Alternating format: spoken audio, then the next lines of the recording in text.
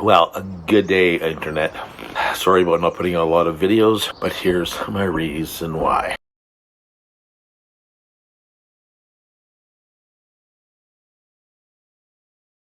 That's right, we've been busy celebrating my birthday, fixing up the school bus, working away at the C-RV, and the weather has changed so drastically and become so beautiful that I'm really wanting to get out there really soon. And I actually found that trying to film everything for you guys was slowing down the process. Hence you get these pictures, some snapshots, but today we're going to do a progress report. I'm going to bring you up to date on everything that's going on, and hopefully we're going to take that little C-RV out and we're gonna test it camping. So come along, here we go.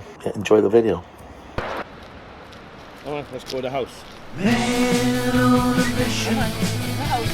Man with the plan. Man on a mission. Okay, dude, let's do it. Brent the VanLife man.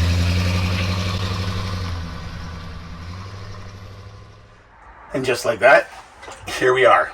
We're down at the compound. We're getting to work. Show you what I got done. One of the first things I really want to do is get rid of this old mattress. And we replaced it with this humongous baby. It is huge. And it's like 4 or 5 different layers of memory foam and such. It's just like floating on a cloud. We have this thing sold. That way we have to clean this bed up, which is perfect because everything else I've gone through. Everything in here needs a good cleaning, so I'm going to go through everything. I've done most of it already. But once we got everything ready before I move in, we'll give it a quick wipe down. We went through all the clothes and stuff, and Wayne, he's been using this as a storage place while he's been working on his ambo. So this is a bunch of electrical stuff that is his. I boxed it all up for him. Van's doing really good. Basically what I'm looking for right now is new floor options. These are all the seams from the tiles I put down. They weren't quite working properly. So what I'm looking for is one-piece linoleum, as you just lie it down. We're looking for that. I'm going to go for more industrial, so it's a heavier one. Quick little tune-up on the engine. We need to pull the doghouse off. We're this close to hitting the road in this thing. Let's go check out the C-RV. Before we go to the C-RV, this I can hardly wait to open because it's my new lift kit for the C-RV. We've already put bigger tires on it, so we're up a couple inches probably from the standard height of a C-RV, and we're gonna add a couple more inches by adding the lift kit. It's gonna be coming up nice and high, so we'll be able to go more off-road with a little bit more clearance. But check this baby out. It needs a good wash, but we got new tires all the way around.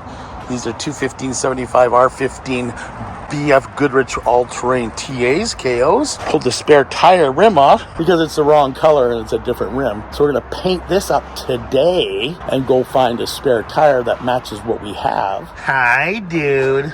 And then we can reattach it to the back here so we have a spare tire. We got the shelf all put in. The beer fridge is all ready to go. The bed is amazing. I tried it out. We got our little chairs down here. All the tools and stuff we need are underneath the table. Hi, cutie pie. And you guys have seen early in the video the roof rack that I put on it. Well, I put on roof rails and a roof basket. Didn't quite like the look, but check this out. This is gonna blow you away. That's right, we have taken this, and if you look closely you can see it's got rubberized paint on it, so it's got that rock guard on it. We painted it all up so it's a satin flat black. It'll be going up on the roof of the C-RV. That way it's gonna match the rims, the side trim, the door handles, and we happen to have a bull bar coming from our friend Mark the paint guy. And we're gonna do it all up with rock guard and a satin finish. So between the blue and black, it should look skookum, especially with this lift kit, okay? I'm not sure quite what's going on here, but I think I'll just put a rubber coating on that one too. We got a coat on the bottom I'm not too worried about, so we'll flip it over when it's dry and we'll hit the top one last time. Okay, let's flip this baby over and get the other side painted.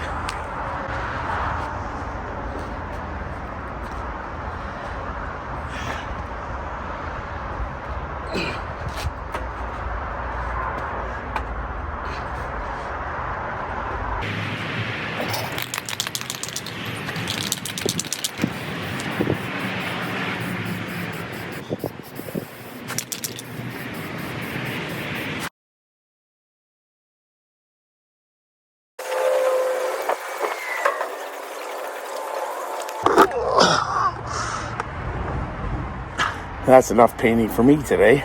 Beautiful sunny day. It'll dry within an hour or two. Hopefully by the 4 o'clock we'll have everything bolted on. Well, I figured if I gotta sit around and wait for the paint to dry, it's time that I should really pull the engine cover off and check it out. That's off. Let's get the main piece off. Okay, 2 down, none to go. Now I went on check for an oil leak, and I also have to go underneath and take out a sending unit. This is gonna be fun. Yeah, that's what I thought. I had this issue last time.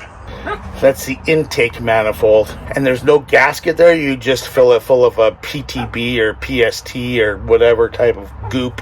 You can see it leaking down both sides of the back of the motor. I gotta peel part of the top end off and reseal it. No.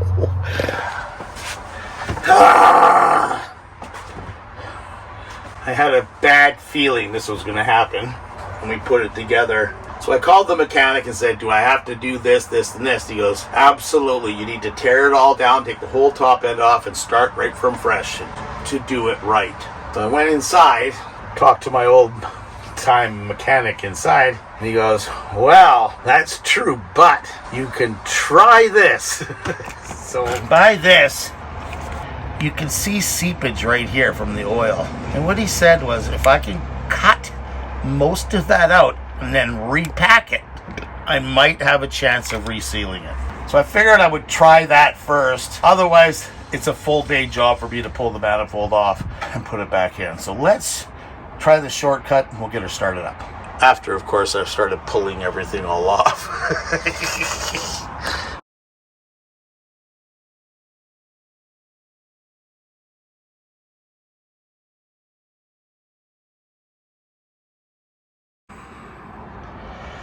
I'm thinking this might just work. I cleaned it up. I used a little brake fluid on there. I just got to go find the right kind of silicone to replace it in there, and we'll put it in and let it sit.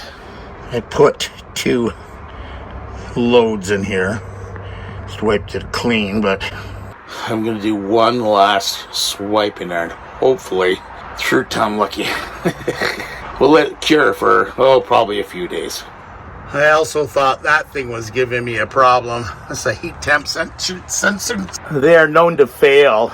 And this thing, when it started up, the first 2 minutes, it sounded a bit rough. And then it would mellow out. And the boy said, it's probably that. It wasn't tight. So we got it all nice and tightened up. We put new Teflon tape on it. We put everything back together. But now we need to let it sit and cure. So I'm going to let it sit for 2 days. And hopefully we can come and start it up. We'll attend to putting the doghouse back on after we know it runs. Next off, we put the rim on so we won't forget it here. Tomorrow I head to a tourist getaway to meet up with my niece from Prince Rupert and her beautiful kids and husband. And there's a tire guy out there, so I'm going to pop in and see him, see if he has a spare tire that kind of matches these. Yeah, and we'll strap that on to the back. I'm just going to wait for this, my totally awesome rhino covered blackened roof basket rails to put on to the C-RV in the next little bit. So we're going to wrap this up before we drive away.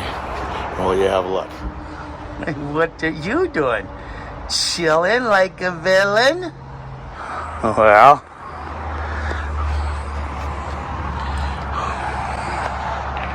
what do you think?